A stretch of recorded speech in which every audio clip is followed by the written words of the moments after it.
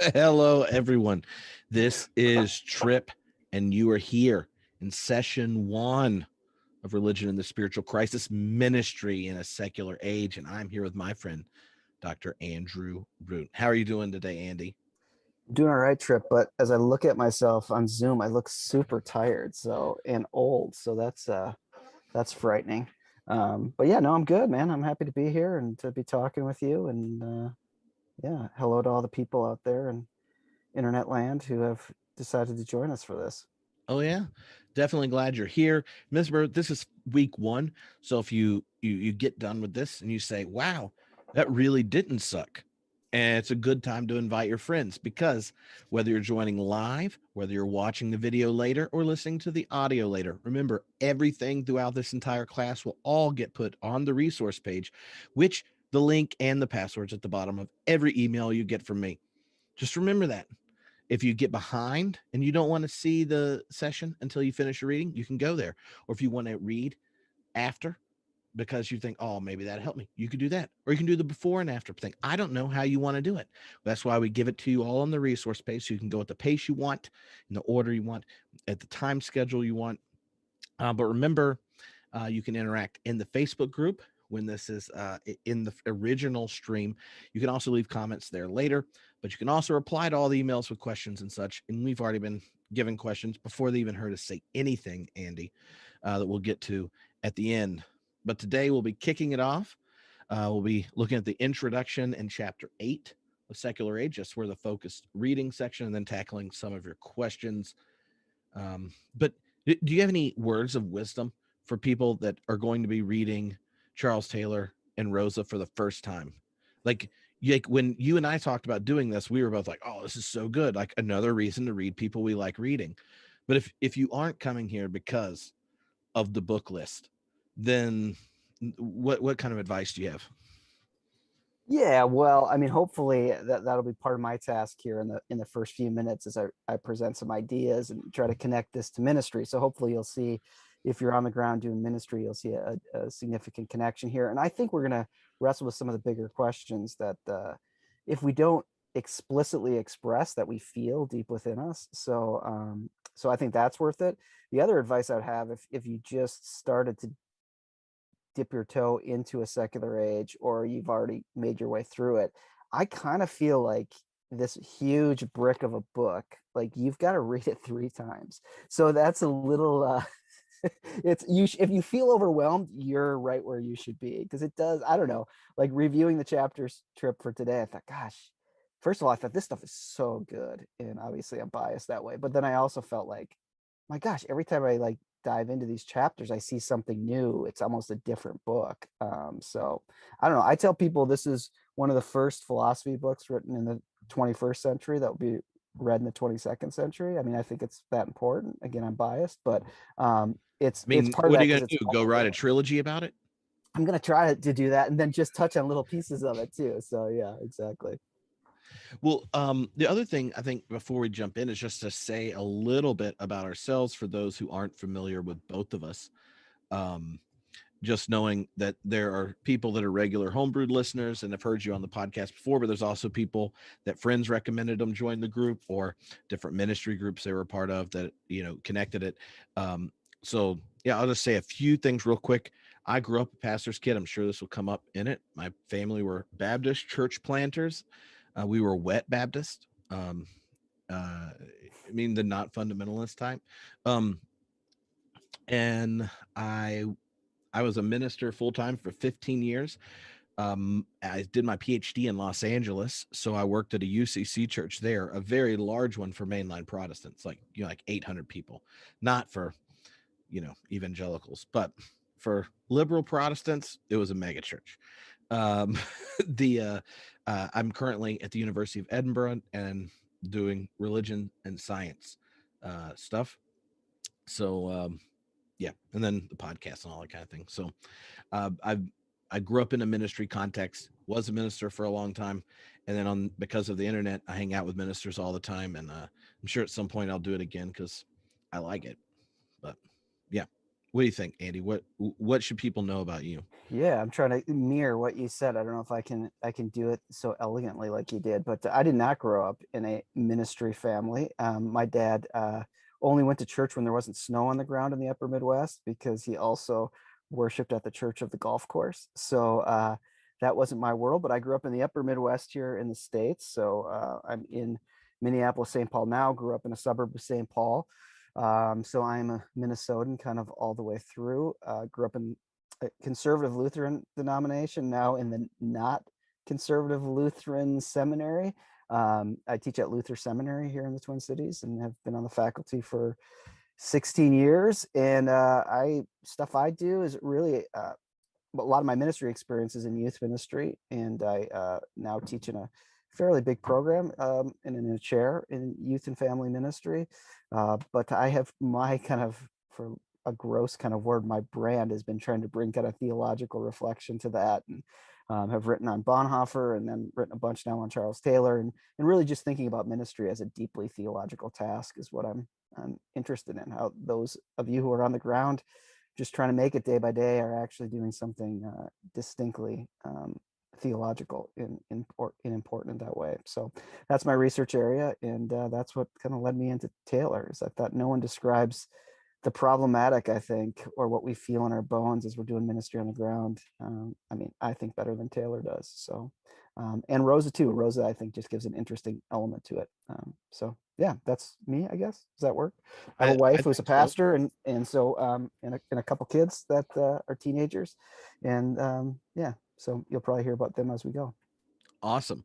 Well, Andy's going to take over. He's going to do our little opening mini lecture of sorts, and then we will jump in. So go ahead and share your I'll screen share my screen, that awkward Zoom moment where you share your and screen. lecture away. Uh, All right. All right. So, I'll talk to all you folks out there in internet land, but I can only see Trip's face right now. So I feel like I'm just talking to Trip. But I think there's one big question that frames a lot of what we're going to talk about. I think it frames a big why question that frames this book, A Secular Age, but I think it also kind of getting this book on the ground as you think about ministry. I think there's a why question that connects there too. So the big why question that propels Taylor in this book is, why is it that if you were to get into a time machine, he doesn't quite use time machine, but he essentially assumes that if you were to get in a time machine and you were to go back 500 years, in the West, he's just really talking about the leftovers of Latin Christendom in the West.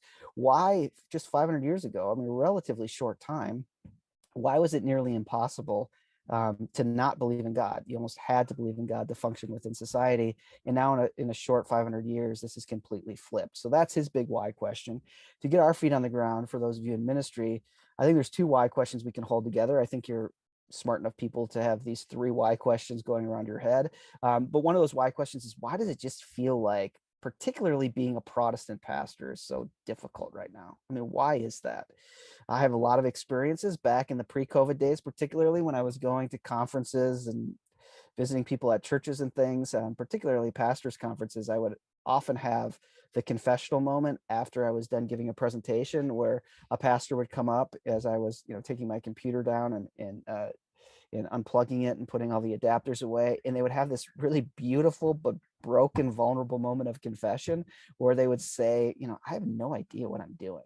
And it usually was someone who had been in ministry a decade and a half, like they were a 15-year veteran or a 10-year veteran, and they were usually the lead pastor, and they would have this kind of moment where they say, I got to tell you, I have no idea what I'm doing.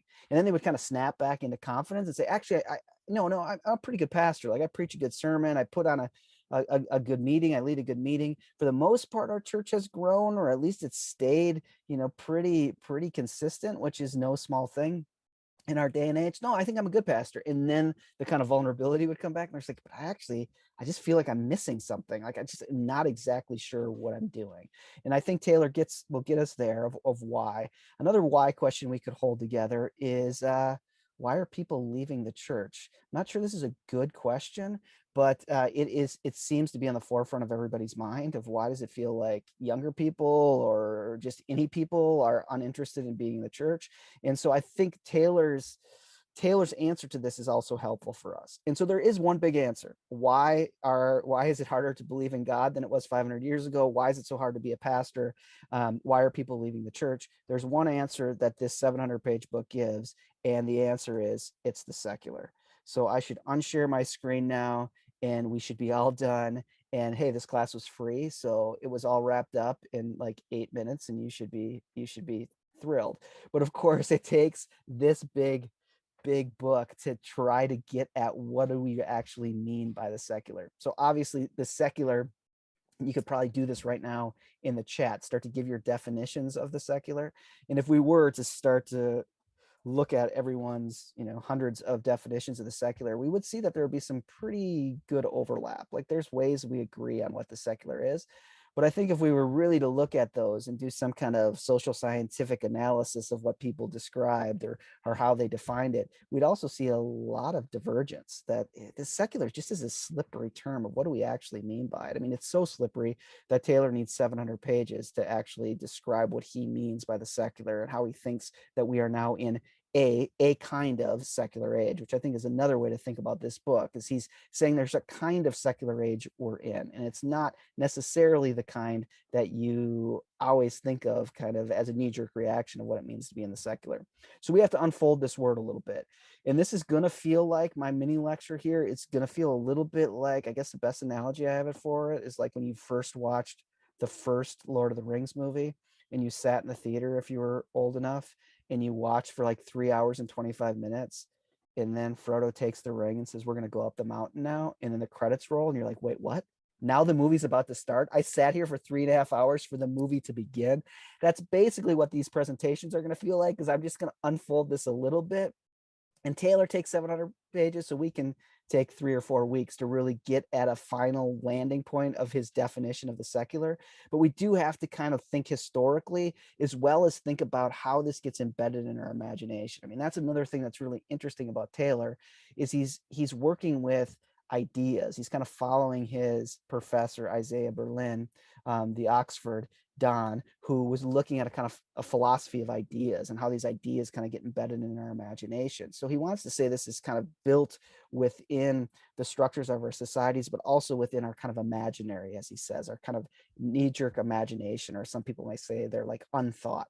So we have to think about it that way. But to do that, to show our imaginary, Taylor often gives us a kind of historical story, if you will. And story is a major piece of Taylor's perspective too. He thinks as human beings, we always have a story. And as we'll talk about when we look at the introduction, we always have a story about what makes life full. And so one of the reasons we've gotten to this kind of secular is also to connect it to a sense that we think one way or another that this makes our life full, or gives us a sense of significance or meaning. But it also may kind of have a reflexive backlash on us too, that Taylor wants to articulate. So what do we mean by the secular? Let's get into that. And I'm just going to take you 2 steps and then we'll stop, and we'll have to go 2 more steps in our next lecture. So think about this again historically, but also think of it as a sense of imagination, that the first direction we go, the first step we go, is what we might call secular zero. And Taylor actually doesn't use this phrase, secular zero, but I wish he kind of would. But he talks about essentially what he means by secular zero, which is a world before there was a secular. And again, we're only talking about Latin Christendom, or the parts of the world that are the leftovers from Western Christianity. But he says there was a time in the West where there was no secular. Now, clearly people had a good idea of what was sacred and what was profane. Like, you didn't need to convince someone in the 13th century in Paris that the priest's chalice to give the Eucharist in was a sacred thing and the farmer's shovel was a profane thing. But for the most part, these things all work together, and there really was no sense of a secular. So belief itself, which is what Taylor really wants to get into, is how belief functions and how belief changes over this time.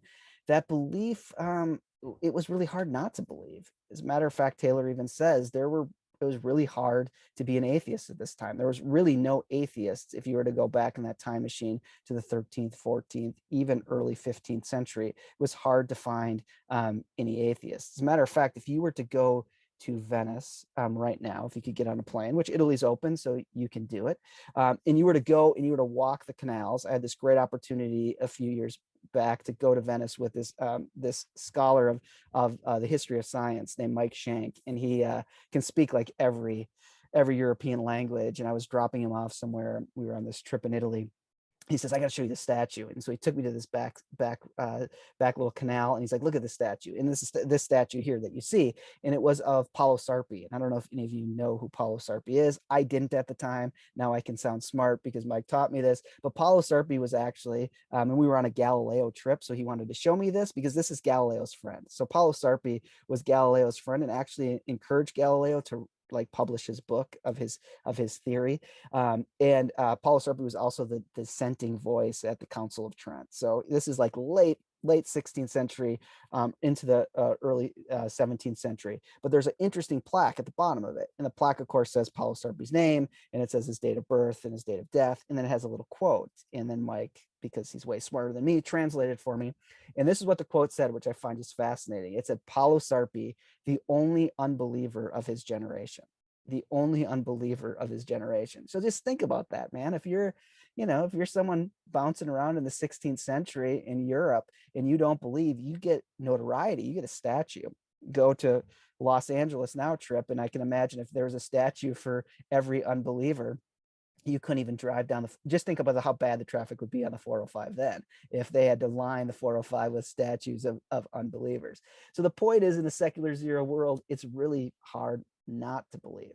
Now, the only kind of reference I can give of what it would even be like or feel like to live in a secular zero world now, I mean, the only thought experiment that I can come up with that we have kind of in pop culture is to think of The Handmaid's Tale. I don't know if anyone out there is watching season 4. I think it's season 4, isn't it, of The Handmaid's Tale, which we're in the middle of it. And it is a freaky show, man. It is a definitely freaky show. But if you've seen it, if you haven't seen it, it's another dystopian tale. And in this situation, we have America has fallen and a new country has taken it over called Gilead. So what was America no longer exists, which is not quite true. America does exist. It exists as a small enclave in Toronto, which actually this show is based off books by Margaret Atwood, who wrote these books, who's a Canadian. So the idea that America no longer exists, but only exists as a small enclave in Toronto feels like the ultimate of Canadian fantasies to me. But I'm just saying, Canadians out there, we give you a shout out. But that feels like the ultimate Canadian fantasy. But America has fallen, and it's been taken over by a very fundamentalist religious group. And essentially that group, especially as you watch season 1 and 2, has imposed again a secular zero world. So like a secular zero world, the liturgy exists everywhere. There's no differentiation of where the liturgy is and where it isn't. So you dress in your station that is given by God. The way you address each other in just common discourse when you go to the supermarket or you see somebody as you cross the street is to reenact the liturgy, is to say, may the Lord open under his eye. And so you see this, and it's really quite a frightening thing. Now, I talked to a lot of denominational leaders. Maybe we have some here, other people who are kind of worried about those why questions of, that second one that we're saying practically of why are people leaving the church. People are pretty scared about that, especially in mainline Protestantism. But when I talk to bishops or denominational leaders or organizational heads or foundation people, almost no one ever says, if we could just get back to The Handmaid's Tale, everything would be okay. Like, no one in any mainline or evangelical denomination, mind you, wants to get back to a secular zero world. It seems like a very frightening thing. But to be quite honest, if the issue is just people leaving, if that's what secular means, then getting back to secular zero may be the best way to do it. I mean, as the show says, it's nearly impossible to leave Gilead. You can't leave. And so if the point is just retention, then maybe secular zero is the best way to go. But no one wants to go to secular zero. No one wants to get back to secular zero. Taylor himself, he wants to retrieve some things from a lost world, but he in no way is trying to get back to secular zero. He'd rather live in this late modern time than live in a time before modernity. And Atwood herself makes this a dystopia because she thinks it's absolutely frightening. She thinks it's a frightening thought to go backwards.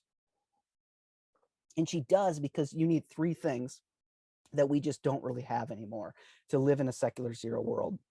First of all, you need a deep sense of enchantment.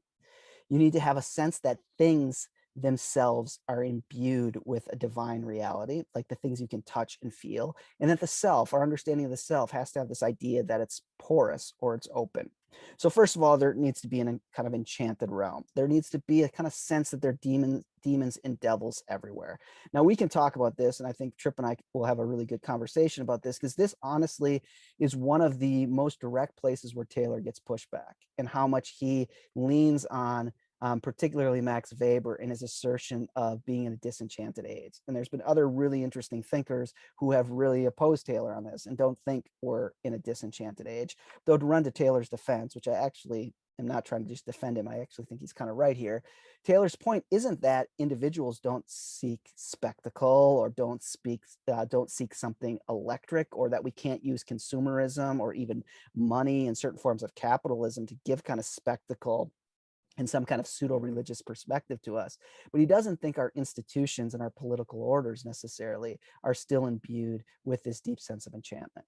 No one gets on an airplane and would feel comfortable, no matter how much they live with different spiritual kind of understandings of a spirit world. So at an individual level, Taylor says, absolutely, there are still people who live with a kind of sense that there are demons and devils everywhere. But our institutions and our political systems don't really function that way. On that airplane, if the pilot says, hey folks, we were just about to take off, but my co-pilot and I started to get freaked out that there were some demons in the sky, so we're just going to come back here and we're just going to get a shaman to put some holy water on our wings before we go up. I mean, you could be the most kind of individualized, enchanted person you could be, but that would freak you out. So Taylor has this sense of that we've just become disenchanted in most of our institutional structures, and that things themselves, like I said, could be imbued with this divine force. So we can think of this, I mean, think of both of these. For me, the most interesting way to think about it is to think about it around the Eucharist. And I don't know, some historians can check my dates on this, but there was a controversy that was going on, particularly in England, around the Eucharist in the medieval period. That was fascinating, because what they discovered is that people were taking the host onto their tongue, and then they received intel, the bishops and the priests did, that people were not swallowing the host, that they were having the host put on their tongue, and then they were holding it in their tongue, and they were leaving the cathedral, and then they were going home and feeding it to their sick pig, or putting it on their field so they could get a better crop yield. And the idea was that it was magic, that it was imbued with this divine thing. So it became a big issue. I mean, if there would have been a homebrewed Christianity in this medieval period, in this middle medieval period, a big course, you would have had a 6-week course on what to do about people not swallowing the Eucharist. And they came up with an incredible innovation.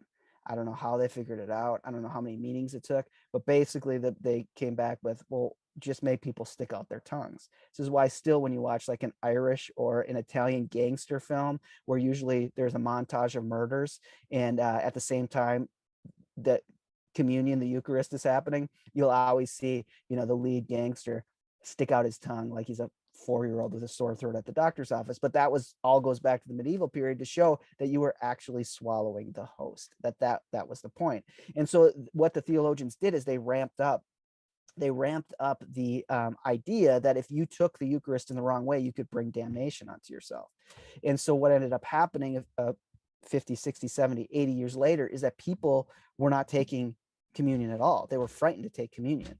And as a matter of fact, it became church law that you had to take it twice a year. And most people, they discovered, took it twice a year because they were absolutely frightened of it. It'd be similar today if you met your neighbor at your back fence and you were having a beer, and your neighbor said, really cool thing is on Thursday, I have to go in for surgery. I'm getting my appendix out. And then they said, I just love surgery. I just love it. I mean, the idea of someone cutting open my body and taking a piece of my body out of it, that is so great. I just love it. It's so meaningful to me to have surgery. You would think that person really needed help. You would think that there's something wrong with that person. Well, in a similar way, our medieval ancestors would think we were crazy when people in our churches say, oh, my most meaningful time is when I take the Eucharist. It's so meaningful to me. They would think, oh my gosh, that's terrible. That's frightening. They were absolutely frightened of it, to bring this damnation onto themselves. But it was better than the alternative, like I guess not getting your appendix out. It was better to take on this fright and therefore enter into the ways of grace than to enter into damnation. But you can see how the thing themselves is really really important. So my son, who is 16, almost 17, lovely kid, love him to death. I want this recorded. I don't know how you underline a recording, but I want it stated that I love this kid because he is an incredible pain in my ass. But we won't go into that therapy trip. But in our little church, we the way when we were gathering together, and hopefully that will be happening again, we take communion around a circle, and we would stand around a circle. A small church, my wife's the pastor of it, and a beautiful practice where she'd do the words of institution, and then she would pass the bread, and then she would pass the wine after the words of institution, and then we would simply give them to the person next to it, and you'd look the person in the eye and you say their name, and you would say, Sue, this is the body of Christ broken for you.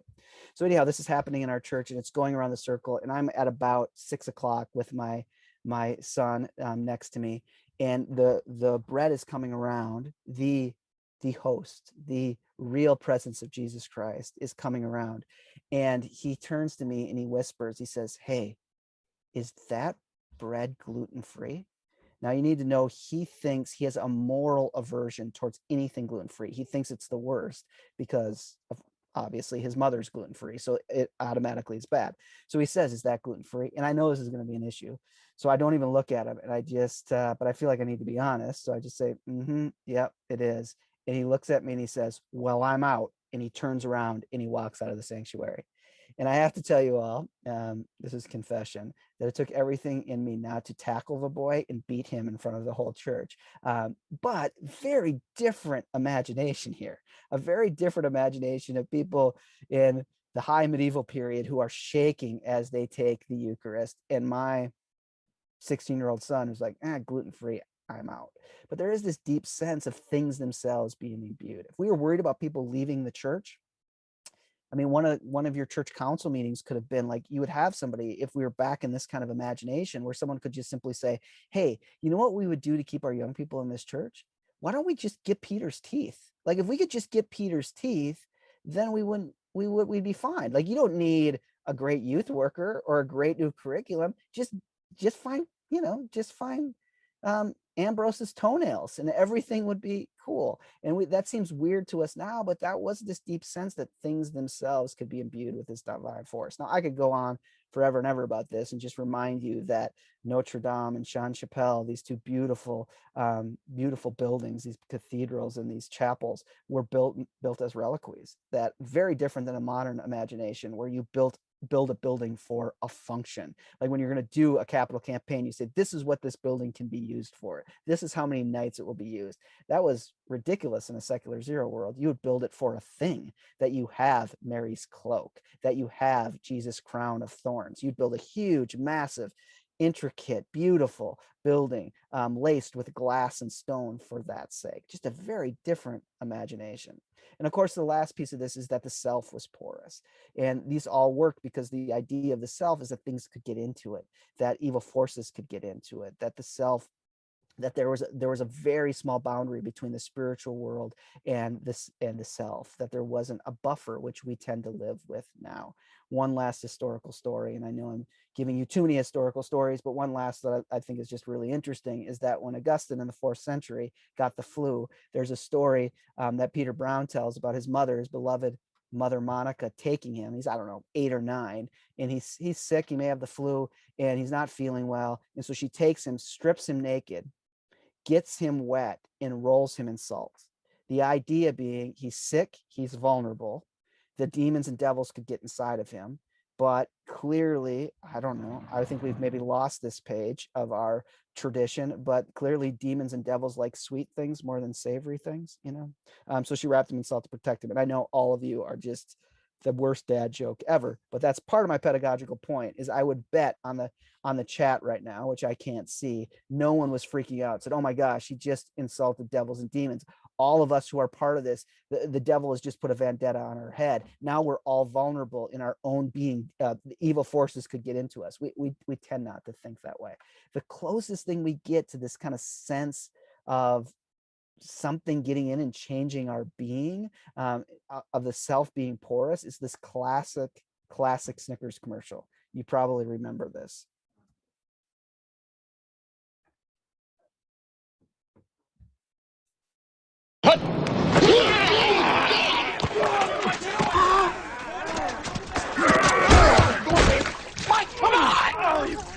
Mike, what is your deal, man? Oh, come on, man. You've been riding me all day. Mike, you're playing like Betty White out there. That's not what your girlfriend said. Baby! Use Snickers. Better? Better. How about that? That hurt. You're not you when you're hungry. Snickers satisfies. So you see it. You see that we actually don't really believe in a porous self, that you may start acting different than the essence of who you are, but it's not you. It's not your very being. It hasn't been corrupted by some evil force or something. There's a buffer. What it is you're just hungry. So have a Snicker. You're hangry. That's the issue. And we all probably parent this way. And this is a good thing. This is why Taylor would say he'd rather live in this period, our period we're in now, than back in this secular zero world. Is that when my 13-year-old daughter is having a bad day, I don't think, oh my gosh, the devil is at the door. I tend to think, oh, well, she's really tired. She had a sleepover last night and she's not able to cope, or she's stressed out from school. So you see that buffer at play there. So to be in the secular zero world, you need these three things.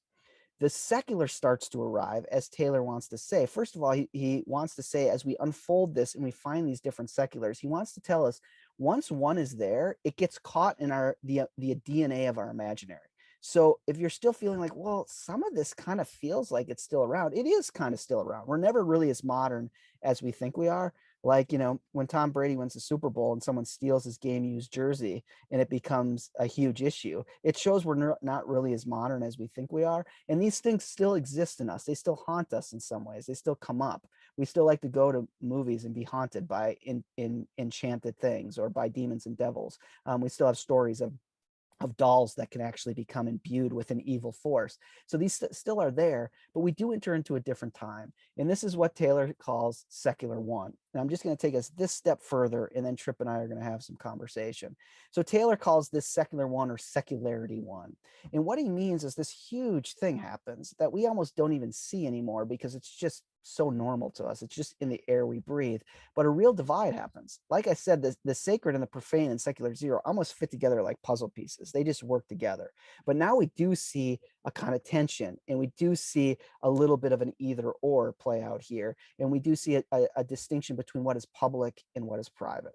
And think about this in our own imaginaries, that there are ways this hangs on with us. Like I said, once one of these arrives, it stays with us. So secular one, as this is going to develop into secular two and secular three, nevertheless, these secular one frameworks still are embedded in our imagination. Sometimes we escape them, but they're still there, and they're still embedded deep in our society. And so this hangs on with us. For instance, we tend to say there are at least four things, that polite people should not talk about at a dinner party, especially at Edinburgh or something, at a faculty dinner party. There's four things you probably shouldn't talk about. Or, you meet someone, the mayor or something, the mayor comes to a dinner party. There's four things you shouldn't talk about. You shouldn't talk about politics, which is really hard now, and pretty much we all violate that rule, but you shouldn't talk about politics. You shouldn't talk about money. That's rude to ask somebody how much money they make. You also shouldn't talk about sex, for God's sakes. You shouldn't, if you want to be a polite person, shouldn't talk about sex at a dinner party. And of course, the fourth thing that still hangs on you shouldn't talk about is you shouldn't talk about religion. The idea, of course, is why you shouldn't talk about those are all private things. And polite people do not talk about private things in public. So this still hangs on to us. And Taylor thinks this is a revolutionary reality that we almost don't even see because it's just so in the air we breathe. But this changes a lot for us. And it brings forth the first, DNAs or proteins of what it would mean to live in a secular, or the foundational blocks of what it would mean to live in a secular age, is this divide between public and private. And then it upends those three things of enchantment, things being imbued with the divine force, and the self being porous. And just to give us two of those examples that I think are really relevant for the context of ministry, that we see as this time arrives and we're still dealing with these, is this shift from, say, things being imbued with the divine force to wills being really important. What will you will? So now being a pastor becomes really difficult. Before, being a pastor in a secular zero world, there was difficulty. I'm not saying it wasn't hard to be the Buffy the Vampire Slayer of priests in a secular zero world. There were hard things about it, but it's a different kind of hard now. And it's a hard we still kind of feel, where your job isn't just to manage divine things, the Eucharist or the holy relics. Now your job somehow in a secular one world, as the pastor, as the ministry leader, is to get inside of people's minds in some ways, is to get inside and help them will to do the right thing, will in a moral way, or will just to come to church. How do you willfully get people to decide? So it's not things themselves that the divine force is imbued with. It's now somewhat in these mechanisms of you deciding, you willing, that you making and consenting that in your private life, you will enact your life in this form of belief. So belief itself becomes something that moves internal as opposed to being external. That's a huge point Taylor makes in these chapters we've read too, is this movement internal from external. But let me show you a video clip that illustrates this. So this comes from the NewsHour, which shows that I'm a progressive, cool person who watches PBS. But this comes from the NewsHour right after Notre Dame started ablaze. And the dean of the, you'll see it on the bottom, she's like the dean of the Episcopal Cathedral there. She talks about what this means. The way she talks, this is not a critique. I agree completely with what she says. I think if I was asked how I felt about a church building, a beautiful historic church building setting ablaze, I would say these exact same words. So this is not a critique of her, but listen to the difference that she uses, the way she talks about this, which we all would, I think, from a secular zero world. Think of, and watch particularly how the will, how you willfully consent becomes really important here. Laird is Dean of the American Cathedral in Paris. It's brought out in all of us how much we care, not just about the building, which is gorgeous and historic, but about what it stands for. Paris, France, Europe, the world, tradition, Christian faith at its finest, Christian faith that endures. The Dean is grateful that so many relics survived. The relics are important, whether or not it really was Jesus's crown of thorns, for instance. Who knows? What's important is that it was a focus of faith, a focus of people's prayers for hundreds of years. So the things themselves are not so important as what they stand for, what they mean to people, the faith they evoke. At present, the precise... All right, so you hear it. And like I said, I would say the exact same things, but it's a very different framework. And it's a framework that has to be in this kind of secular one world where she says, well, was it really Jesus' crown of thorns? We don't know. That's not really what matters. The thing itself doesn't really matter. What matters is that people willfully consented to just see it as important.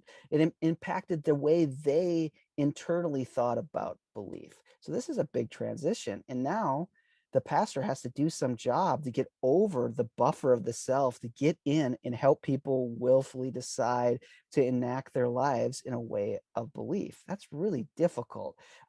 It's maybe easier right when this arrives in the 18th, 19th, even earliest 20th century, but it gets harder and harder as we go. And we'll be able to tease that out and look at some of the readings on why Taylor thinks that's the case. I'm going to take you one more step, and then we're going to call it quits for this mini lecture, and we'll continue to have the story go, and we'll tease out these ideas through some of the reading. But the second big shift that happens, which I think will be really interesting for Tripp to talk about from his own expertise around faith and science issues, is we see this move from living in a cosmos to living in a universe. So instead of living in a cosmos where even nature itself has a message to tell us, we now live in a universe where we kind of know what's going on. For instance, to like put this in kind of ministry perspective, you remember when this happened? January 31st, 2018, like every pastor who's in this class knows exactly this date. You were overwhelmed by this date. This was probably the most stressful time of your whole ministry life. You remember this? Of course you don't, because no one cared about it. But this was the super red blood moon. And I always set it up like that because no one cared. No one cared in your congregation. But if you were to go back to a secular zero world, you wouldn't have had any time in the day. Like everyone would have needed a pastoral care appointment to talk to you. They would have said, oh my gosh, pastor, there's going to be a super blood moon on Wednesday. I don't remember what day of the week this happened, but on Wednesday. And we don't know. I mean, we're thinking about getting pregnant. Should we have a baby when there's a super red blood moon? Or what does this mean, Pastor? We were thinking about taking a different job. Should we take this job? I'm anxious about this. Does this mean like a famine's going to come or disease is going to come? What should we do? Like, should I invest in the Dow or should I not invest in the Dow in this day? Like, for the most part, no one cared. But when you live in a cosmos, Taylor's point is, even natural phenomena, nature itself has a message for you. It can relay what God has to say to you. It all means something. But when that shifts and we live in a universe as opposed to a cosmos, then, well, we kind of know what this is. We know it's a mathematical reality. It's a cosmological reality. It will happen every 100 and so years. We kind of know what it is. It's not a message anymore. It may be cool. It may be interesting. It might lead some individuals in their own will to be struck by awe, but the phenomenon itself doesn't speak a message. All right, the way to give a benediction to this mini lecture is to show you a clip from Jimmy Kimmel Live that illustrates this. So listen to Jimmy Kimmel talk about this. I'll say 2 words and then I'll unshare my screen and we'll let Trip jump into this. So here's Kimmel talking about this. Well, it was a strange and mystical day in the universe. Last night, lasting into early this morning, we had a blue moon, a blood moon, a supermoon, and a full lunar eclipse all at the same time. The moon pulled out all the stops to try to get us to look up from our phones.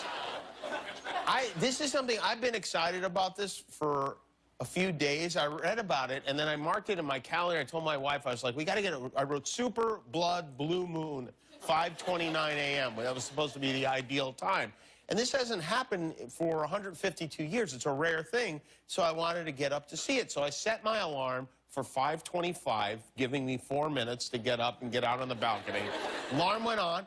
I turn it off. I get up. I go to the bathroom. And then I come out of the bathroom, I get right back into bed and go to sleep. I forgot about it immediately. I really, like, in between the time I was in the bathroom, it totally left my mind. And I have to say, I'm actually kind of glad I didn't see it, because the moon, if you think about it, the moon is a little bit of a show-off. Every month, it's another thing we have to watch. You don't see the sun pulling this kind of crap. The sun just hangs out. I'm up, I'm down, I'll see you tomorrow. The moon's like, look at me, put on your safety glasses. I'm blocking the sun, everybody. Interestingly, in ancient times, they believed that the confluence of a blood moon and a lunar eclipse meant that a terrible leader had risen up to torment his people.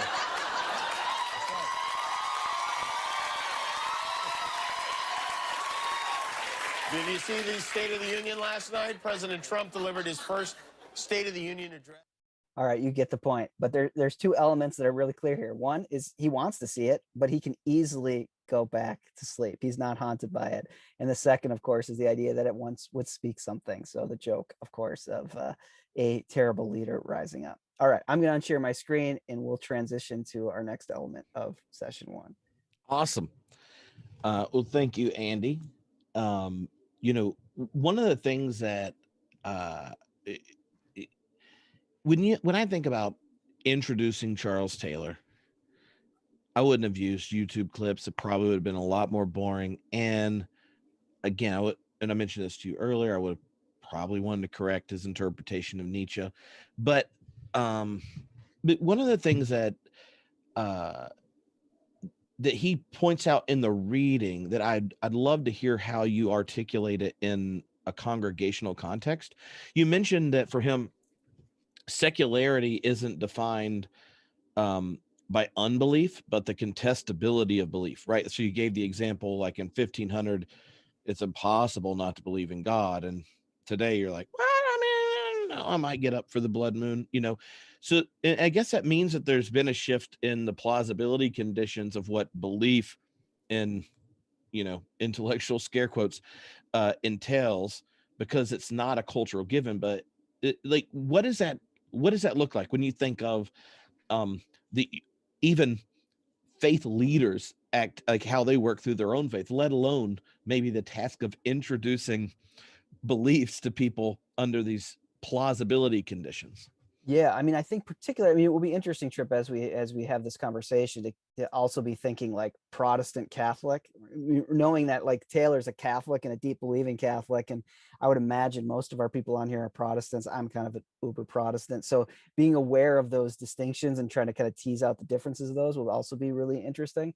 But I think, yeah, I mean, I think one of the big issues here is that one of the ways that this, I think, plays itself out is that all these beliefs become contested. And I think for a lot of pastors, they feel that sense of being thrust into doubt deep within themselves. So they I think often feel like, oh, do I really believe this? Is is this okay to believe? I sometimes think about those like kind of enchanted things being imbued with the divine force and the self being porous.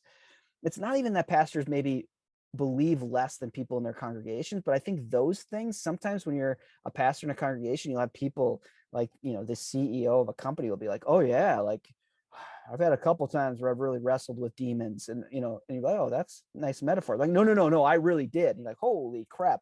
And as the pastor, you're like, I could never really believe in those things. Or, you know, I think in the congregation, like one of the no pastor I've ever met, and someone can put this in the chat if they're the outlier here, but has ever felt the deep temptation of realizing they have a sick dog at home and taking some of the leftover, you know, Eucharist elements home for their dog, or, you know, their car isn't working and put that on there. And I think that you know, one of the ways I talk about it in my book is I think sometimes the pastor can feel a little bit like they're an employee at the Renaissance Festival. You know what I mean? Like these things are all really appreciated and kind of fun and neat at certain times of the year. That's really funny.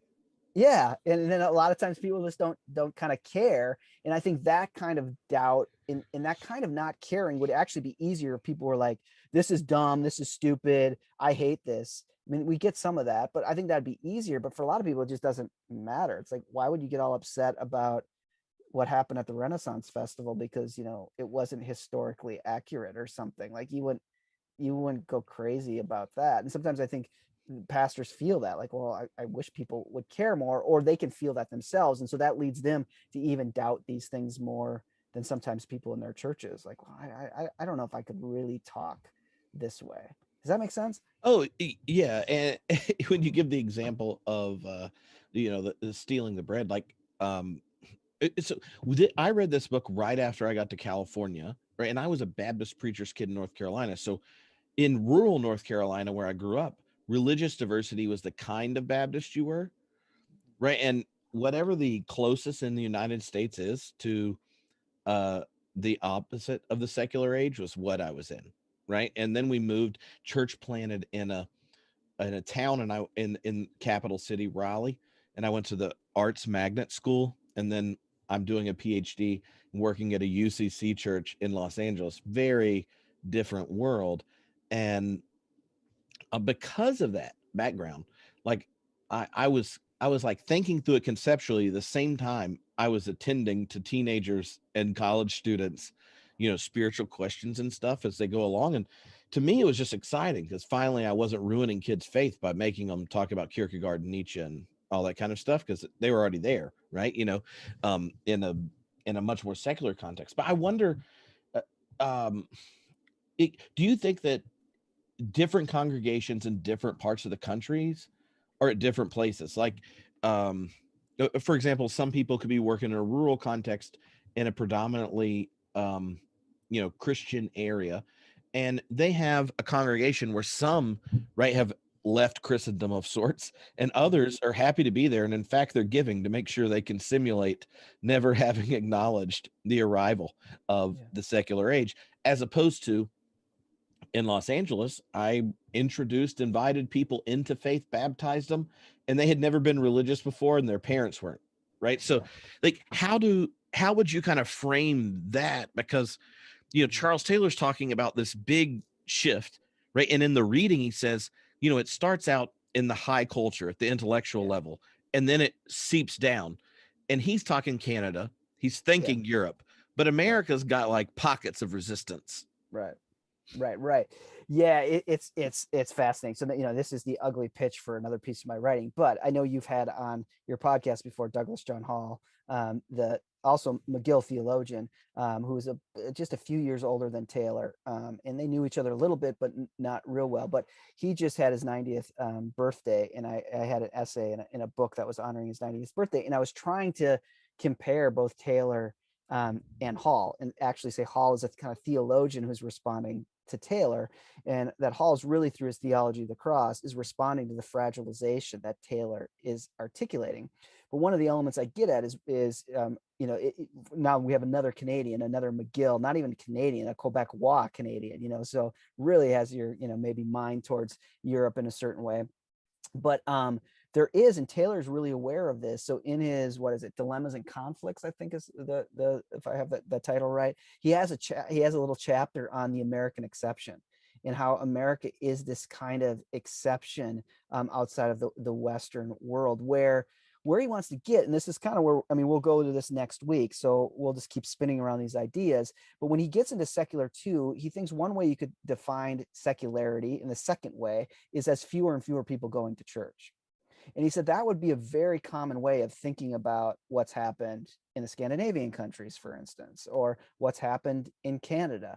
However, America seems to be the one place where that isn't necessarily true. And he does want to say, well, of course, then we have all these issues kind of post 9/11 sociology and philosophy coming back and being like, whoa, wait, the whole secularization theory that was kind of sociological dogma in the 70s and 80s, that the more modern a society gets, the more religion will just melt away into nothingness. That's not happening here. I mean, we look at a post 9/11 world, and that's just not the case at all. And so Taylor does want to say, when you hear me say secular, don't hear me saying that the world is becoming more modern and therefore less religious. That's happening in some places. And there are really important segments of our society that he thinks have a certain way of embedding themselves deep in our imagination, like universities, like the forms of intelligentsia, like we talk about America on the coasts, both in Los Angeles and New York. Those are places where fewer and fewer people are going to church, but that isn't even really the big existential crisis there. And what's driving isn't this kind of 1970s, sociological sense that, well, listen, our institutions are becoming modern and therefore religion is slipping away. No, there's something more interesting happening. I think I would call it interesting. And it really is this kind of contesting of belief. But your point, Tripp, is that both America is different, and we can get into why America is different more, because I have a theory that I lay out in that article on why America is different, but also different parts of our country are different, where secular too is not as primary. It looks like a lot of people still go to church, but I think Taylor would want to say all three of these seculars do find their way in. They're there, but they just, I'm trying to think of an analogy for these three, because it's like something like biological, where like once the DNA is there, the DNA is always there, but it can kind of build off of that. But there also are different conditions that can happen in an environment that will allow these different kinds of secular to flare up more or to be more obvious. So, if you're in Sioux Falls, South Dakota, secular too doesn't seem as obvious as if you're in Austin, Texas or something, it just doesn't seem as obvious, but it still could be there. You can still see it in certain ways, but he would want to say the secular three, that you are aware that you could be believing something very differently, that you could be living a very different way, that even your own beliefs get struck with a kind of cross pressure, a kind of doubt. That happens everywhere, but maybe sometimes in like Sioux Falls, it just isn't as obvious, or it isn't as kind of glorified, or is there not as many communities that celebrate it, or it isn't bestowed as like the intelligent position to be, but they're there, but they're kind of, the conditions will make them kind of show up in different ways. And so that can be happening in a church, I think, as well, where some churches I think churches will always function out of a kind of secular one, public-private divide. But there can be ways that secular three and secular two take shape. I think that's helpful, because here's an image I've been using when talking about it, is that, Taylor is not saying that when the people are gathered in the cathedral and you do the prayer of confession, and then your wife kind of punches you and was like, I hope you meant it, or maybe your son the next week received communion, even if it was gluten-free, or, where these moments happen that are like beautiful and transcendent. And there's like this, right. Like we can sit there, but that whole world inside the cathedral is framed by these windows that tell this giant story that we're caught up in, and all the light of the world is filtered through those windows and those narratives into this space and this community. And we all share these stories and rituals and rhythms and such. And because all of us are bound together in this mythopoetic structure of sorts, then things happen. But we also leave the cathedral and realize that stained glass windows look like a kid ate a bunch of Crayola and threw up, right? If you're on the outside. Right. And that secular what he's trying to get at with the secular three, or what this plot, the contestability of belief, is that we know what it's like to, one, especially as people of faith, be blessed by what happens right when you're all gathered up in what happens in a cathedral. We also, especially if you've preached on Easter, got up right when you're about to start and you say, "He's risen." They all yell, "He's risen indeed." And you're like, do they really believe this? Yeah, right. And then that there are other that your Jewish and Muslim neighbors are gathering, like that there are all these other stories. And unlike the kind of progress narrative where just good old reason and freedom and liberty will just erase all this old stuff, that's not the case. And his task is to redefine the secular not as the remainder after we subtract and get rid of those beliefs, myths, superstitions, and such. In our reading, he kind of explicitly says, I'm rejecting defining secularization by abstraction. But to really believe something is different in this context. Secularization doesn't happen through removing religion. It's not what's left after being, saved from it or whatever. And under that, the story he focuses on the first of the book, and I'm interested in what elements you use from that to communicate to faith leaders, is that the secular is a child of religion and carries the mark of its parents, especially its Lutheran reformers. Yeah. So, like, how do you? Do you like the cathedral analogy, and does that help you kind of frame what he's getting at with the?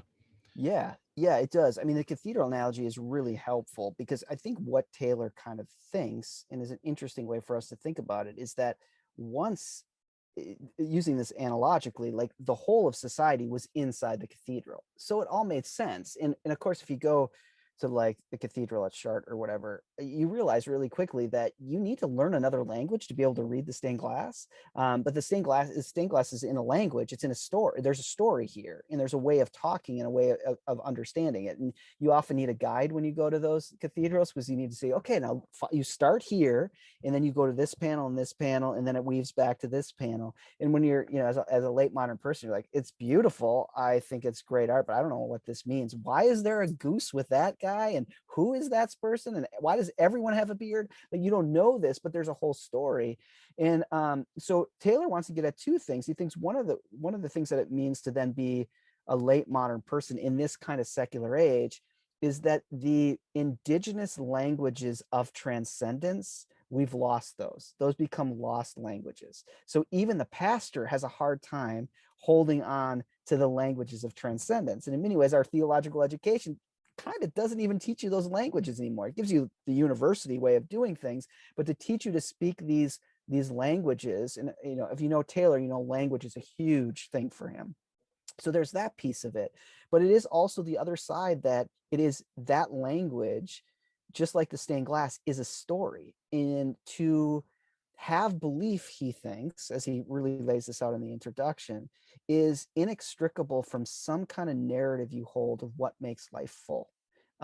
And he's just saying this kind of secular age. I mean, the thing to always know about Taylor is he's just so ironic. So he's never going to throw shade on anyone. I mean, actually, you could probably find him throwing shade on a few people, but he doesn't really throw a lot of shade. So especially when it comes to our kind of cultural contemporaries, like Charles Taylor is not a culture warrior, like he's just interested in what leads people to believe. So the idea that there are people who can find narratives, whether they're implicit or explicit, to live out of, and can testify that they feel like their life is full without any need for these transcendent languages or without any need for God, he finds fundamentally interesting. And he finds that it has to be a construction, not a deconstruction. There had to be some kind of construction to get to that, because like you were saying, Tripp, it comes out of belief. I mean, this is the most fascinating thing about Taylor, is that keeps me reading him over and over again. He says, this kind of society we get at, where all belief is contested and it's completely optional, and you can be someone who grew up like you with parents so deeply involved in the church, and then can look across the street to your neighbors and be like, those people never go to church, and I think they're better parents than me. Like, I think, like they seem to be living a full life. He wants to say you can only get to that kind of world, a world where belief is optional, because it's born out of the womb of a society that really, really believed. Hence your Reformed Protestant, your Reformed and Lutheran kind of people who move us into the Reformation, because they really, really, really believe. It's not enough. It's not enough just to take the mass. It's not enough. You really got to believe. And we get into the will. The will becomes important, not because it's a way of watering down belief, but because it's a way of, as Taylor says, raising the bar. It's not enough just to do the practices. You gotta really feel it, man. You gotta really believe it. It's not enough to just do it. Have the monks and the priests praying for you. It's not enough to just come to the the high holy holidays. You have to every day of the week, and it doesn't matter if you're a priest or you sell buttons. You have to do that for God. You have to raise the bar, and that also creates the conditions for us to flip the whole thing, like a negative in a photo, like for it to be flipped. So for us to go outside the cathedral and then look back at that story, and like you're saying, like you go to one of these beautiful cathedrals and you try to make sense or even find the beauty in the stained glass from outside the cathedral, makes no sense. It's not a very captivating story. Actually, the billboard, across the way seems much more captivating than that. So once you stand outside of it, it makes no sense. And even when you stand inside of it, you need a guide to tell you what this all means. How do you make sense of it? And that to me becomes a pastoral task. I don't want to go too far with the analogy of getting people in the cathedral, because I have a deep kind of incarnational sense of what's happening outside of that. But there is a sense of how do you teach people to read their lives again inside of these narratives and stories and even experiences of a living God, because they're not obvious to people. They're not de facto. They're not even people who grew up like, well, in many ways, like both of us in the church. These are not the native tongue of any of us, and that's weird. Taylor wants to say. I mean, we're all, especially in North America, the children of very passionate, believing people, and yet now here we all are, and we're like, well, yeah. I mean, I've been ordained for a decade, and I don't know. I've been liking recording church because I love sleeping in. And if they told me I didn't have to ever go back to church, I might be okay with it. I mean, like we have those thoughts, and or we just look at our neighbor and like, geez, I think that person, I think they're living a fuller life than I am. And it's just it's that kind of age he wants to describe. So maybe you could say a bit about some of the vocab words that show up in the reading this week. I'll try. It's like a test. You're testing me. Well, I mean, he in the first part of the book, he goes, I mean, you talked a bit about the cultivation, the emergence of a buffered self, but he also talks about cross pressured, and then the whole nova and supernova effect. If you like, what are some ways of kind of getting traction of that? Because here's one thing. He could have used an editor, because sometimes he uses a phrase for 150 pages and then tells you its meaning. Like he explains the buffered identity with all these random stories, and then randomly, like some 300 or something, he goes, from now on, I just mean buffered identity when I mean it's closed, disengaged, and disciplined. And you're like, yeah, I know you've talked about all these things, but I did not know you were defining buffered identity. And now I do. Thank you. Yeah. Next time I read this, I will take note. And I did this time, and it made a lot more sense. Yeah. Yeah, no, I mean, that's why I say sometimes you have to read it like 3 times, because it is like, oh, I get to the end of the book and now I know what that phrase means. And now I can read it again and it makes all sorts of sense. So yeah, cross pressure is really important to him. And, we'll get to this in the mini lecture too, as the weeks unfold here, but it's important because for Taylor, this fragilization of belief, the fact that we're late modern people and we therefore live in a time where belief is fragilized, for him, it's a 2-way fragilization.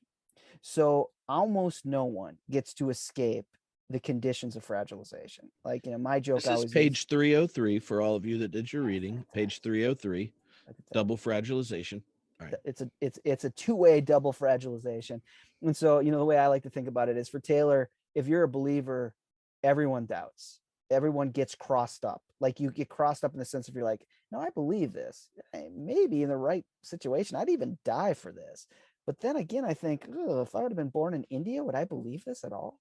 Or no, I believe this. I believe this. But religion, is it true?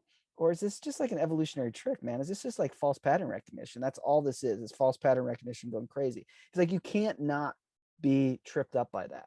And my joke is he doesn't say this, but it's like he only thinks a very small percentage of people are never cross-pressured that way, and those are called like religious fundamentalists. So they're the only people who believe that never doubt. But he says it works the other way too. If you're someone who doesn't believe, you're that young hipster in Austin who's like, listen, I've been to an Ivy League school. I've read stuff. All religion is for powerful people to keep their power. There's nothing. And I know what happens when you die.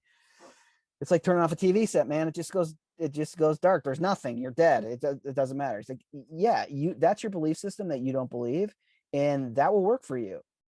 But Taylor thinks, and this is the romanticism in Taylor, which you see, he's always a positive towards the romantics. He says, yes, except there's going to be a time, to give him my more practical language, there's going to be a time where you're going to go to your nephew's Bach concert that Christmas, that Christmas week, and you're going to hear that recital, and you're going to find something welling up inside of you. And you're going to find yourself, maybe it was the drinks or whatever, but you're going to find yourself crying in the back. Or you're going to have your first kid, and you're going to hold that baby, and you're going to feel like it's not just what you make internally. There's something outside of you that gives meaning, that there's something bigger here. There's got to be some purpose here. And he says, you'll get fragilized too. You get crossed up. So your belief system is you don't believe. You live, in Brooklyn or whatever, you don't believe.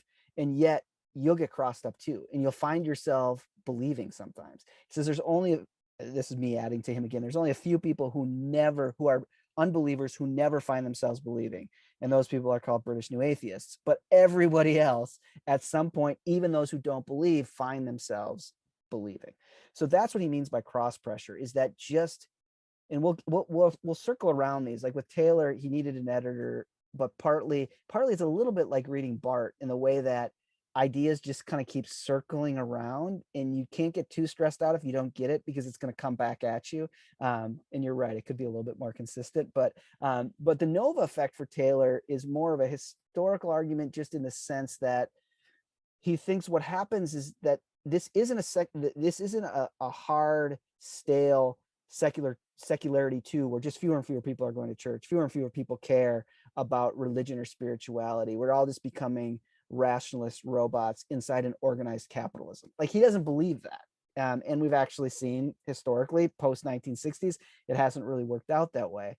But what has happened is, inside of that freedom of a secular three and the contesting of belief, organized religion doesn't disappear, but this kind of expressivist sense of trying to find your own fullness, and the ways that organized religion no longer have the market on this, these create some kind of tension. And this is where he uses, like, a Christopher Nolan Interstellar kind of example of what you get inside of that tension is the star explodes and you get all sorts of third options. So the ANOVA effect becomes all these kind of third options for spirituality that become disconnected or just very loosely connected to organized forms of religion. So one of the poor ways to read Taylor is to think, oh, Taylor's one of these people, circa 1980s, that just thinks that spirituality is dead and that we're outgrowing spirituality, we're outgrowing religion. He doesn't think that. He thinks that we're in a time of kind of hyper forms of spirituality, but that is a condition of this kind of secular age, he wants to say. It happens. It's like this kind of secular three allows for this petri dish of all sorts of different kind of spiritualities to grow, like, yoga clubs and, hiking in the woods is my church, or just getting your kid into Yale becomes your religion. Like, all these third options arise because of that. Yeah. No. So you mentioned the science bit while you're talking, then I made like the three moves that happen. To talk about those. Sure. Well, I'll say it real quick because I have like a couple questions people asked I want to ask, but and you tell me what you think about this. This is when you mentioned it. The emergence of scientific naturalism, I think, is and how that functions in the West is important to get. And I'm currently working on a class I'm going to teach next year on the history of science and religion. So I've been going back through it. Here's the fun findings. Like, in order for scientific naturalism, right, that kind of makes the buffered self an imperial element of culture, right? So you get internalized just by becoming modern, the buffered self, and then any experience you have that doesn't fit in it, you have to explain away because you know it's not true, right? Like, once scientific naturalism in its kind of reduction materialistic style gets there, it needs a terminology that opposes naturalism with supernaturalism. Yeah. And we all take that as if it's the case. That's point one. The second is that it needed developed literature on naturalism and its approach to history. Mhm. Where do you think that emerged historically? You might know this, but most people don't. Biblical for it. scholars invented it. Yeah. Okay, that is freaking hilarious. It And is. I'm pointing this out for mainline Protestants when you want to know why the most disappointing part of your mainline Protestant education was your biblical studies class. It's actually that the discipline invented the new atheists. All right, Yeah. so they invent in biblical history, because of what they're doing, they create this dichotomy that they then impose on history. So then what does it need? It needs an epistemology that gives this naturalism a philosophical foundation. And that's where the understanding of history, right, then is now bifurcated, just like the reductionistic mode of scientific inquiry bifurcates reality to quantities and qualities, right? Quantities, things you can count, those are really real because Newton told us so. And then you got qualities. What are those? Psychic additions. That's what John Locke said, are these secondary qualities. They're things you invent in your mind and you put on stuff, but they're not really real. What was really real are things that happen in space and motion, right? Like that bifurcation of early Enlightenment epistemology then latches onto the story of natural versus supernatural in biblical studies. And then through the universities, it gets spread out. And the history that I think is that's not a part that Taylor emphasizes, right? Because he's doing the way it plays out with philosophers. Right. But if you're thinking about religious life, you can see it show up so much if you're dealing with children and teenagers and adults when they read scripture. Because the moment they are we're all indoctrinated into something, but indoctrinated into what it's like to live in the world as a rational creature, and rational creatures in scare quotes, namely kind of neoliberal, modern capitalist self. Like, you've already internalized these dichotomies. And so what do you get? Arguing that Jonah could live in a fish for 3 days, or saying, well, it's always a children's story and a metaphor, or we just skipped that part. Like, all that logic that shows up is there. And one of the elements, knowing the history and seeing its emergence, I think helps us realize so many of the battle lines that exist in our churches and our congregations, like, have a history, and those histories may not be the ones we want to cling to and define ourselves by if we're wanting to articulate the faith in a vibrant way. Anyway. No, that's really helpful. Yeah, I mean, it's interesting. We should talk more as we go in these weeks just about what you think of Taylor's take on the way science plays in here, because the one thing to always remember when you read Taylor is that if he has any dogma that he really holds to, is that he will just not believe that any story about modernity and how we get to a late modern world is a subtraction story.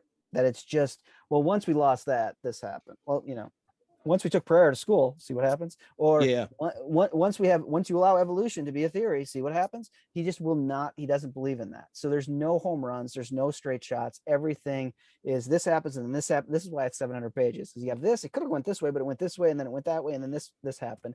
So I think that's helpful, because I think moderate to conservative Protestants have often really loved, as like a blanky nookie, love subtraction stories. Like it's that we've loved those. And actually, like the way just even in secular thought leaders work that sell a lot of books, they tend to work in subtraction stories too. Like you read the kind of history or just like intercultural dynamics of Silicon Valley. Like the people who speak to Silicon Valley executives are thought leaders who love saying there's one issue. If you just did this, your company would change. If we just did this, we could change the world. There's one thing. They love to boil things down to one thing that can be optimized and made efficient. And so Taylor here, this book is this darn thick because he does not believe that. He doesn't believe that you get there. This is a construction, like we said, not a reduction.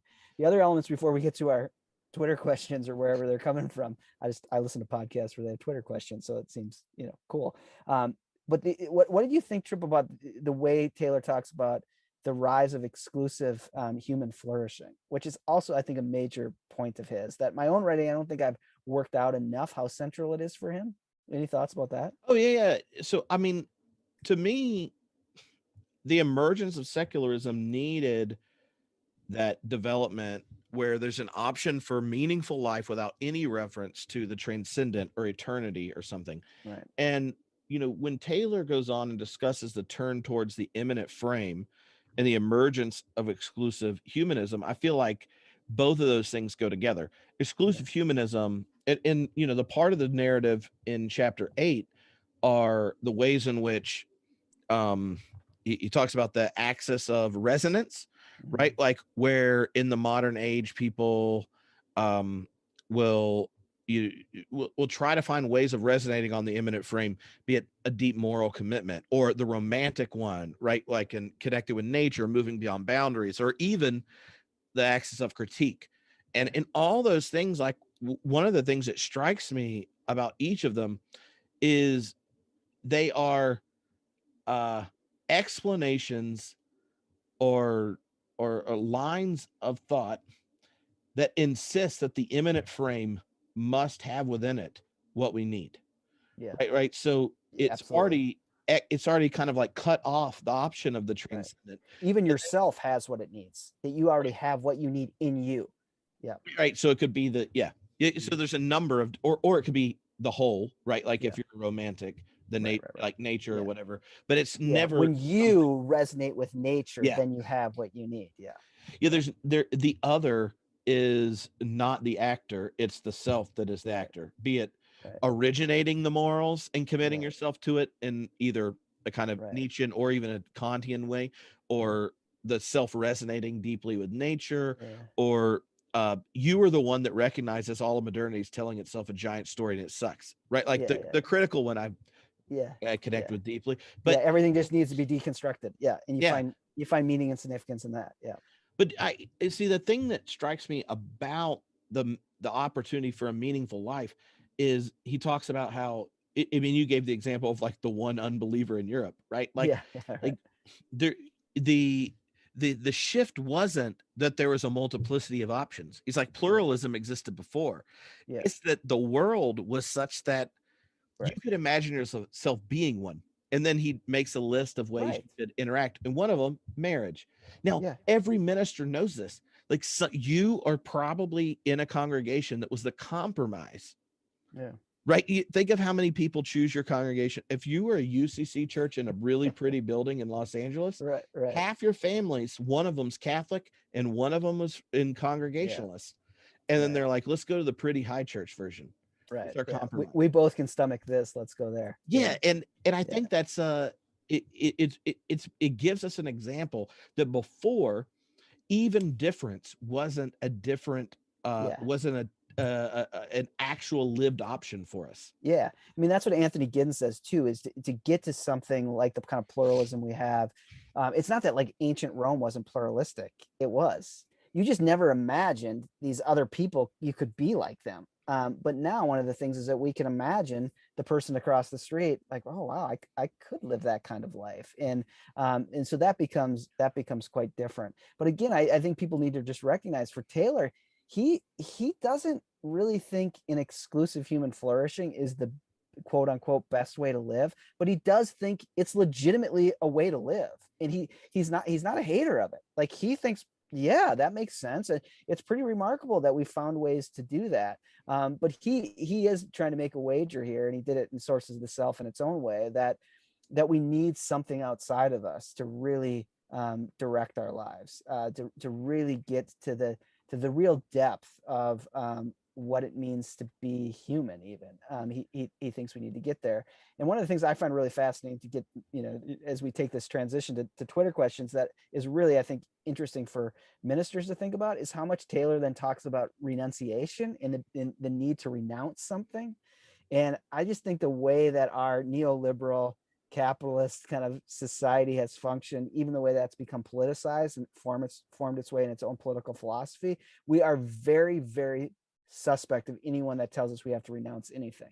And the best way to live is to never to renounce anything. I mean, it sucks not to have every option before you. And how can you do everything at once? Or, how could you even believe in a certain moral perspective that told you had to even say no to a good thing? But Taylor, actually, there's a certain kind of asceticism to him. There's a certain kind of sense that he thinks at the heart of Christianity is a renunciation, not of something necessarily bad, but of a renunciation to find a fuller way of living and opening yourself up to something that's truly outside of you that can direct you. I just think it's really interesting, because I think a lot of pastors have the hardest time talking about like the shape of discipleship. And does discipleship is it just what you will consent to, like you do brands? Like, I consent to using this and using that and using my time this way? Or does it actually also mean having to give up something? What does that mean? So you hear echoes of Bonhoeffer's discipleship too, is that, the difference between cheap grace and costly grace. Well, costly grace will lead to a renunciation so that you can really follow this person of Jesus Christ, which is, I think is a real struggle for pastors to even know how do you use that language, as we'll talk about in a couple of weeks here, inside an age of authenticity. Okay, so one thing about that, and it's connected to one of the questions, was Taylor's giving such a rich descriptive analysis, right? Like, even the arrival of the opportunity for an exclusive humanism, right? A humanism that doesn't need, or at least experience itself as needing something other than, right, itself to justify itself. That is a different space to be in for the person of faith.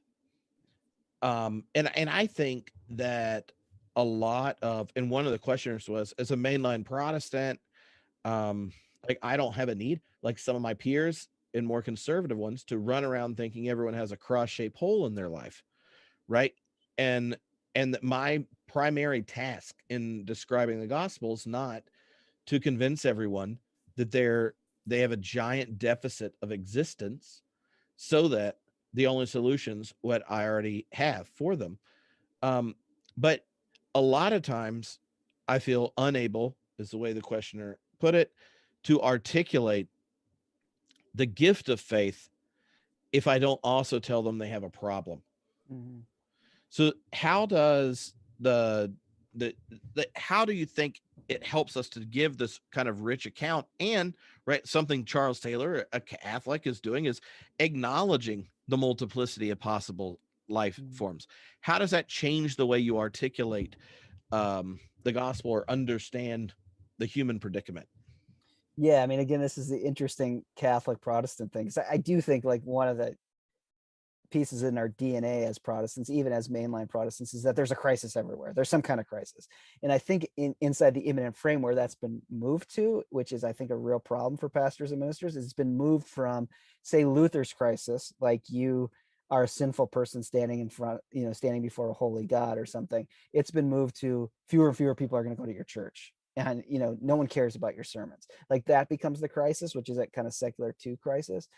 So it's interesting to read Taylor, because he doesn't necessarily feel that crisis, though he is willing to make a claim. Like, he's willing to say that he, for his money, thinks that living with this sense of something outside of you, even living with the moral sources of transcendence, he thinks is a better way to live. But his point is, and I think this is helpful, is that can never be proven. It can only be testified to. So because our identity is, like when we were talking about our cathedral analogy, is always based in narratives, and any sense of fullness has to be bound in a story, all the church really can do, and when I say all, it's really everything. It's incredibly beautiful, is to testify to its experience of finding, this is my language now, finding life out of death in both in individual ways, but in huge collective ways too. And so, I think this is for Taylor. Like he does this in Sources of the Self, where he talks about your BA, your best account, where he does think like there's still a place for us to have these kind of discourses where we narrate what we think is our best account. I think connecting this with the beginning of a secular age, our best accounts of fullness. And I think the church has to testify that we have ways, different historical ways, but ways that we're still living out that are practiced, that are narrative, that we think make life full. And they often are backward and different and, kind of Pauline, come from underneath in some ways. But I think, so it's not that we need to sell you something or we have propositions and beliefs that you don't have, that it has to be, I think for Taylor, most definitely, I mean, it's always for him a voyage and a journey. The other thing who always wins for Taylor, and this won't come up in my mini lecture, so it's worth saying now, is that the artist, particularly the poet, is always the winner for Taylor because he's a romantic. And so what he would say in this is, the poet doesn't testify to the depth of beauty by going around and saying, your life's really shitty, and now let me give you a poem that's going to make it better in a track, four different stanzas to this, and there's a picture at the end. That's not what the poet does. But yet the poet passionately believes, and the poet passionately tries to articulate what is, and the poet will say, here I stand, I can do no other, to quote Luther or something. But it's embedded in this kind of deeper narrative. And I don't know, Tripp, if I like, you totally walked out on me on that. It feels just like, preaching a sermon where people don't agree.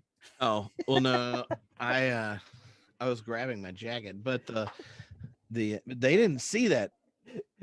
They didn't see it. Now you brought it up. Oh gosh, sorry. So now you know when you don't see Tripp is walking around and sweeping the floor and doing all sorts of stuff. Well, one of the questions that came in. Now I'll give my response to this one because I read it in advance, and then I'm gonna ask you the Bonhoeffer question because you wrote a book about him. But what, and you can correct this, but this is my post-it note on this. The question was, we skipped a few chapters if we only did the recommended reading, which we're not going to recommend you read 850 pages, but you know what? This isn't a situation of works righteousness, but you do get the opportunity to read it all. Right. But when he says like the contemporary conditions of belief are one where God became optional, he tells like a long history. So the question was, what's the cliff notes of the story that was in, I guess, chapters 1 through 7 before we got to the kind of big shifty bit? Oh yeah. So I came up with 6 steps. You can tell me what you think. Okay. Yeah, you're more prepared. So you well, yeah, I didn't write multiple books about him. So yeah, but when you write the books, you get caught in your own mind and then you can't get out of it. So all right. So step 1, the Reformation is like, all right, discipline for everyone. Right. Like priesthood of the believer, let's give it the steroids. Yep, right? That's huge. And then time changes in that too. I haven't got to that point. Oh gosh, yet. Sorry, I'm totally no, but I feel that as affirmation though. Okay. You get the increase in autonomy through the power of discipline. Mm-hmm. You get the moral order becomes naturalized. Mm-hmm. And so then, and this happened, the naturalization of moral order, also like the emergence of natural theology, and all that kind of stuff's connected. Time becomes something you manage and have a purpose and use. It's uniformed. It's not a medium with multiple levels and such, holy time and all that kind of stuff, which you just mentioned. So think about the pastor. The pastor isn't keeping holy time anymore. Everyone's living on the same clock. Because everything's spiritual. I don't know if you know that. Then you get the emergence of deism. So the separation of order and law from God's attentive presence. and so God creates, you get the clockmaker and all that kind of stuff. And this is where his romantic stuff comes in. He goes, then the holy migrates into art and nature and the romantic. Right. And that shows up as the discourse of the symbolic in culture. And so when he starts to look at the ANOVA effect, the explosion of religion into many forms, right? Like, so you kind of have like ardent believer, ardent atheist, and they're like pulling at the self who's still stuck with all the questions human have been asking and all those cognitive mechanisms that lead towards all sorts of things that generate religion. And you get this explosion of religion and spirituality. Like all that migration of the holy to the symbolic register of the immanent frame is why there is this supernova taking place. And so then if you're in that supernova space and someone's like, do you believe in God? And you're like, yeah, that says nothing, right? Like, which God do you believe in? What does that even mean? Are you religious or are you spiritual or whatever? So even the same liturgy in the same tradition, same prayers in this space is different. And so anyway, that was kind of the shifts that I noticed getting up to know God. That's an amazing kind of step by step from introduction to chapter 8. But that, absolutely. And just the only other thing I would add is that for Taylor, the Reformation's huge, and particularly its Reformed elements are huge in shaping us. So Luther plays its part, but it's really the Calvinists and those after who really end up shaping our consciousness.